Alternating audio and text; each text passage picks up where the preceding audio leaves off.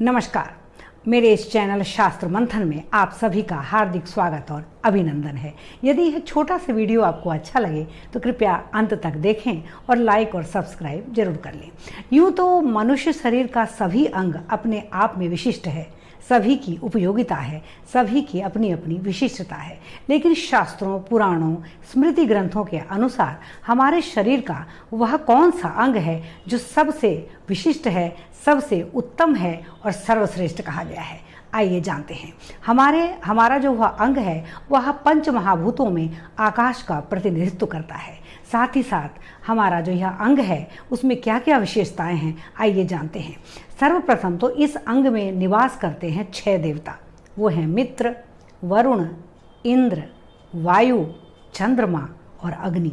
इन 6 देवताओं का निवास हमारे शरीर के उस विशिष्ट और अत्यंत महत्वपूर्ण अंग में है, जिसे हमारे शरीर का सर्वप्रमुख अंग कहा गया है।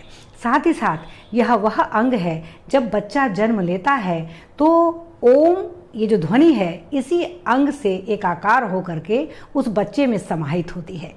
साथ ही साथ यह वह अंग है, जब हम किसी गुरु से दीक्षा लेते हैं या किसी गुरु मंत्र को हम अपनाते हैं तो उसमें भी यह अंग सबसे विशिष्ट माना गया है।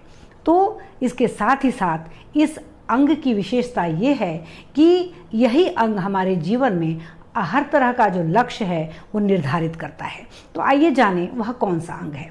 साथ ही साथ एक और विशिष्ट बात कि विभिन्न गृह सूक्तों में और स्मृति ग्रंथों में, ये सूत्र ग्रंथों में बताया गया है कि यदि छींकने पर, मुंह जूठा होने पर या हाथ जूठा होने पर या झूठ बोलने पर, किसी भी तरह का पाप करने से यदि हम इस अंग का स्पर्श करते हैं तो कहते हैं कि हमें उस पाप से मुक्ति मिलती है। तो आइए जानें वह विशिष्ट अंग हमारे शरीर का जो सर्वश्रेष्ठ है वह कौन सा है। तो वह है हमारा दाहिना कान।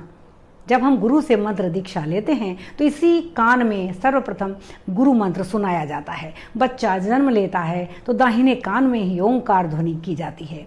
साथ ही साथ हमारा आकाश का प्रतिनिधित्व करने वाला यही अंग है दाहिना कान।